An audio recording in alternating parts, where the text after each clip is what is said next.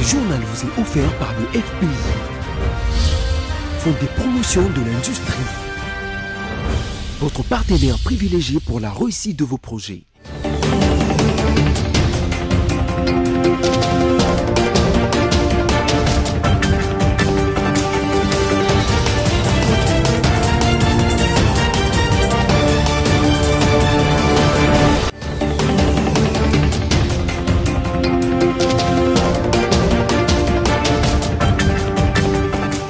C'est toujours un plaisir de vous retrouver pour le journal sur BSTV, mesdames, messieurs, voici le sommaire. En prévision de 9e Jeux de la francophonie qui se tiendront en République démocratique du Congo, le ministre de la Coopération internationale, intégration régionale et francophonie, Pépin Guillaume Manjolo, a reçu dans son cabinet de travail la délégation des ambassadeurs des pays membres de l'OIF. Et puis le site internet pourelle.com a dressé un classement de 50 femmes congolaises qui inspirent édition 2020. Ces palmarès de femmes exerçant dans plusieurs domaines de la vie initiés par le premier média consacré à la femme en RDC est un moyen de mettre en valeur les réalisations de femmes afin de donner des repères aux jeunes filles. Enfin, le ministre de Transport et Voies de Communication, Didier Mazenga, a interdit la circulation des véhicules sans plaque d'immatriculation, avec plaque étrangère, avec plaque masquée ou encore plaque personnalisée sur toute l'étendue du territoire national. Bienvenue à toutes et à tous. La célébration du 5e anniversaire de la francophonie en RDC et l'état des lieux des préparatifs de jeux des pays ayant la langue française en partage étaient les points clés de la réunion du ministre d'État à la francophonie et un groupe des ambassadeurs des pays de l'OIF. Suivez les détails.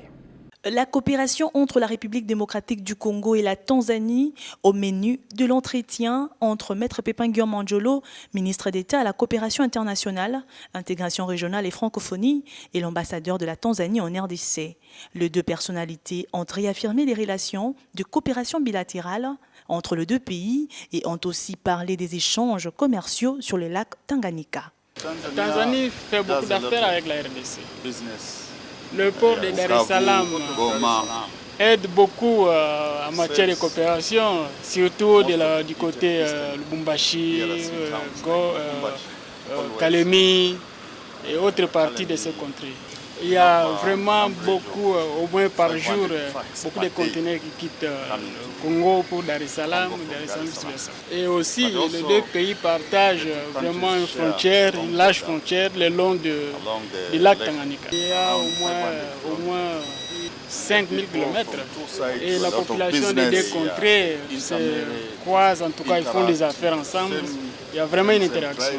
Plusieurs projets intégrateurs ont aussi été cités, précisant que la frontière entre la RDC et la Tanzanie est une frontière internationale, continue longue de plus de 459 km séparant la RDC et la Tanzanie en Afrique de l'Est. En matière de coopération régionale, une réunion est prévue du 12 au 19 mars en Tanzanie et va réunir tous les États membres de la SADC. La RDC prendra part à cette dernière. Restons toujours dans le même cadre. Le ministre d'État en charge de la coopération internationale, intégration régionale et francophonie a présidé la réunion du comité de pilotage de 9e Jeux de la francophonie élargi à celui de l'exécutif. Images et commentaires. Les membres du comité de pilotage de 9e Jeux de la francophonie, élargi à celui de l'exécutif, étaient en réunion à l'hôtel du gouvernement autour du ministre d'État à la coopération internationale, intégration régionale et francophonie, Maître Pépin Guillaume Manjolo. Plusieurs points étaient à l'ordre du jour. D'entrée des Jeux, l'homme d'État n'a pas manqué de circonscrire l'importance de la dite rencontre. Plusieurs questions d'ordre organisationnel ont été évoquées par le ministre d'État, notamment celles liées aux infrastructures, car il appartient à la RDC de relever le défi d'organiser cette grande fête planétaire de la famille francophone. Ici est de noter que les 9e Jeux de la francophonie auront lieu à Kinshasa du 23 juillet au 1er août 2021. Les membres du comité de pilotage s'activent d'ores et déjà pour le préparatif de ces Jeux et leur réussite est déjà certaine. D'un ministère à un autre, l'association de veuves de la RDC a échangé avec la ministre du Genre sur le thème national de la célébration du mois de mars 2020. Congolaises et Congolais, lèvons-nous pour défendre le droit des femmes. Béatrice Loméa a suivi attentivement les désidératas de femmes veuves qui sont souvent victimes dans la société. Esther Pezomba signe ce reportage. Congolaises et Congolais, lèvons-nous pour le droit des femmes. Ce thème retenu pour le mois de mars au niveau national a été au menu des échanges entre l'Association des veuves de la République démocratique du Congo et la ministre d'État, ministre en charge du genre, famille et enfants, Béatrice Loméa Tilité. Cette délégation est venue présenter à la Mineta Jefaé les préoccupations de la femme veuve congolaise qui est souvent victime dans la société. Le grand problème, vous savez, quand on perd un mari, c'est déjà une partie de la vie qui est partie. Alors nous devons essayer de reconstituer cette autre partie qui est partie avec nos maris.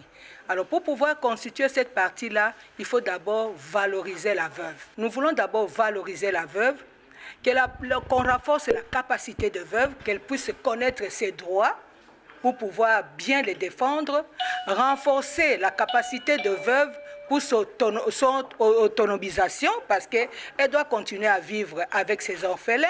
Elle n'est pas facile, et surtout pour cette année, nous pensons que la veuve a droit aussi à tous ses droits. Donc nous devons vraiment tout faire pour enlever les inégalités dont fait face les veuves. Un échange fructueux entre la délégation des veuves de la RDC qui ont offert des présents à la ministre d'État, ministre en charge du genre, famille et enfants, Béatrice Loméa Tilité.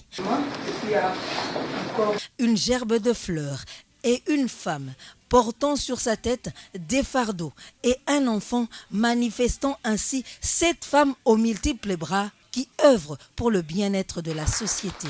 Le mois de mars est en marche. Les femmes veuves sont déterminées à apporter une touche particulière pour la réussite de ce grand rendez-vous de la femme en RDC. Tout à fait autre chose, bientôt la province du Congo central va produire le plastique biodégradable. C'est grâce à la société Innovation Durable dont le directeur général n'est autre que Jean-Dédier Wakusu-Simba qui l'a dit ce mardi au ministre de l'Industrie Julien Paluku Kahongya qui a ensuite reçu Rodriguez Palia, ministre provincial du Nord Kivu en charge des affaires foncières. Tous les détails, c'est dans cet élément signé Lévin Luzolo. La société Innovation Durable, spécialisée dans la production des plastiques biodégradables, va s'installer sous peu dans le Congo central puis à Kinshasa. Cette information a été donnée au ministre de l'Industrie Julien Paluku Kahongya par le directeur général de cette entreprise, à savoir Jean-Dédier Wakusu-Simba. Je suis venu voir son Excellence pour lui présenter un projet d'innovation durable que nous menons pour le Congo et que nous finançons nous-mêmes avec des fonds privés. Et c'est ce projet-là dont on a discuté avec beaucoup d'intérêt, qui est stratégique pour le pays et qui consiste notamment à faire la synthèse, à fabriquer de plastique biologique et biodégradable pour éviter de polluer nos terres. Nous allons produire ici au Congo du plastique biodégradable.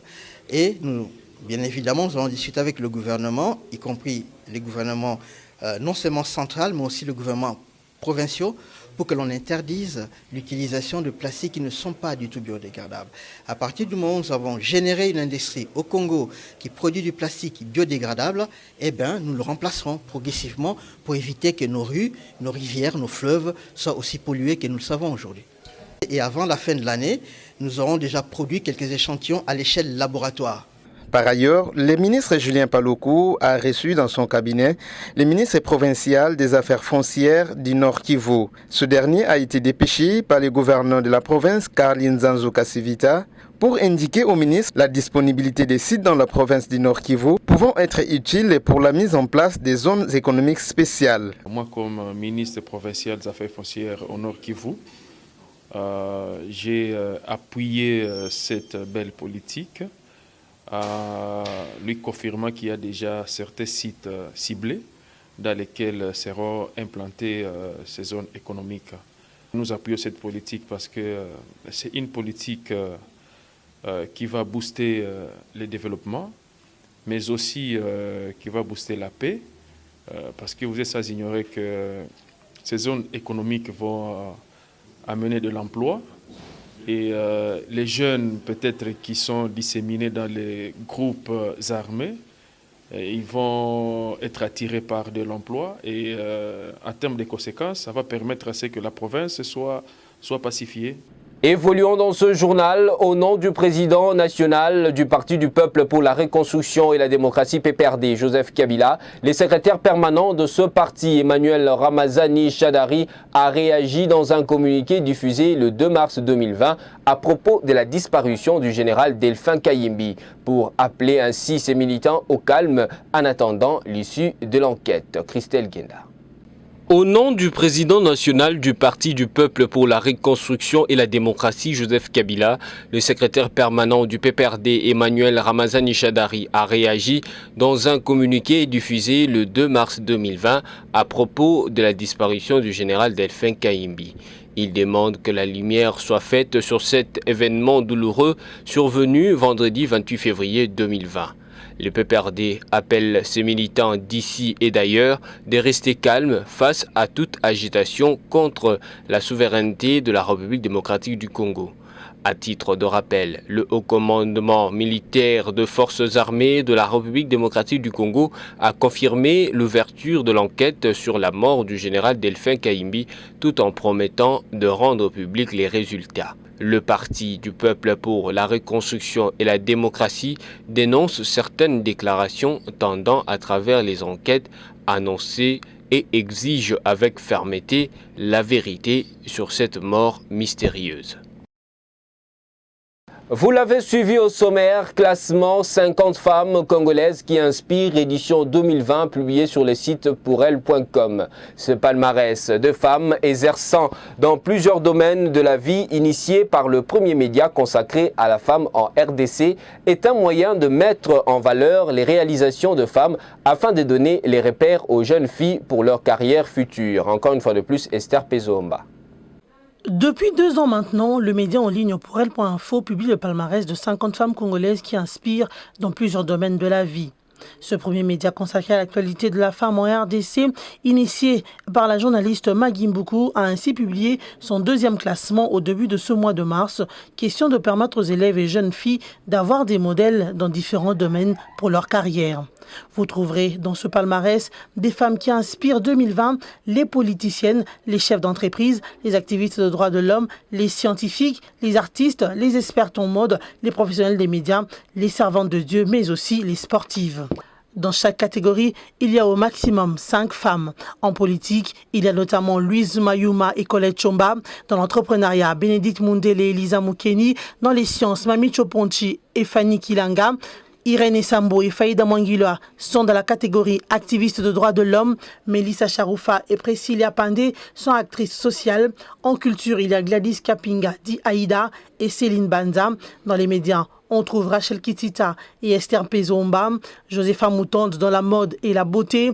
Hélène Goy, Annie Kondo Akondo et Julie Bamanyambayo dans la catégorie religion. Et enfin en sport, on a Exaucé Ndinga, Nancy Onya, Natacha Mabengia. Toutes ces femmes sont des exemples de détermination, de patience et de réussite. Lisez leur portrait sur le site www.pourelle.info afin de vous orienter vos proches. En santé, le Sénégal a annoncé lundi son premier cas du coronavirus Covid-19.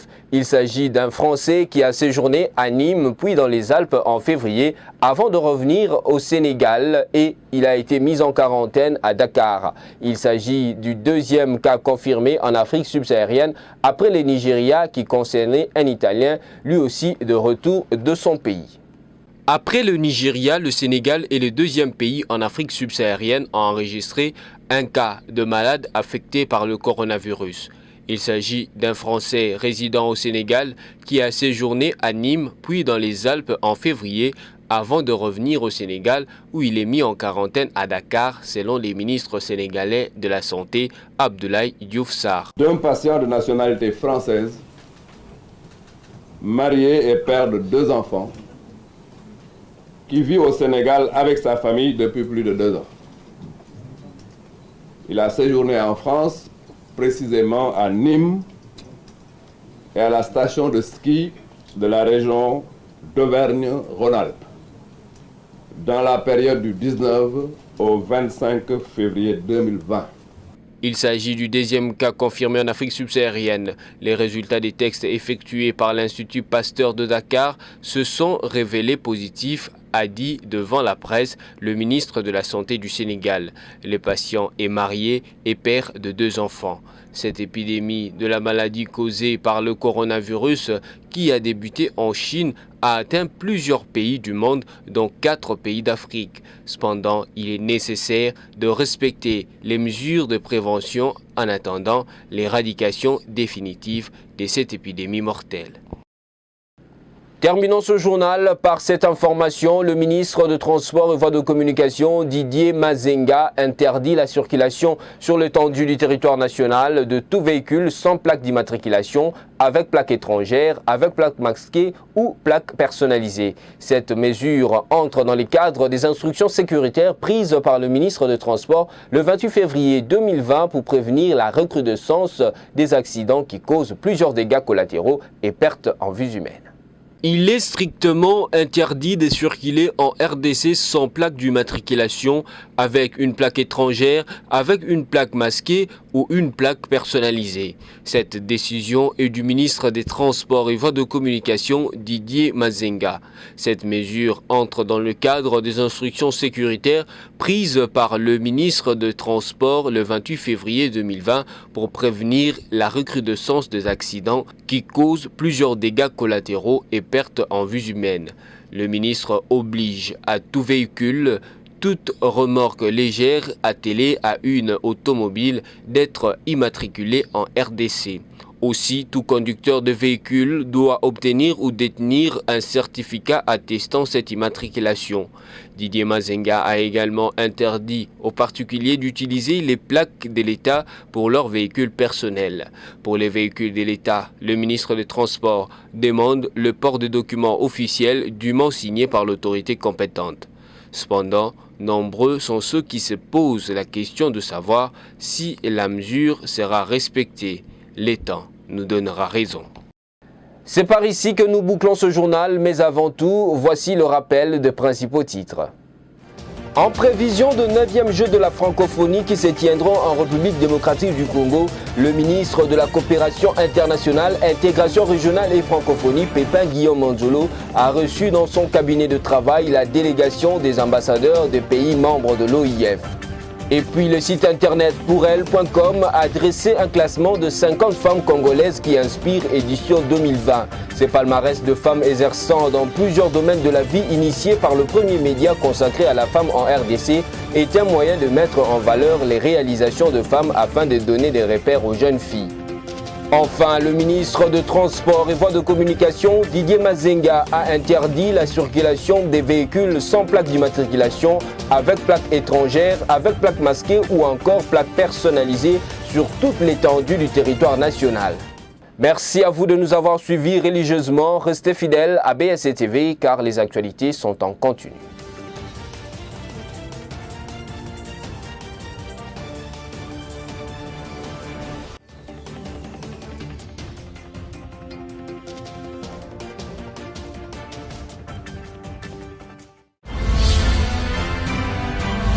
Ce journal vous a été offert par le FPI, Fonds des promotions de l'industrie, votre partenaire privilégié pour la réussite de vos projets.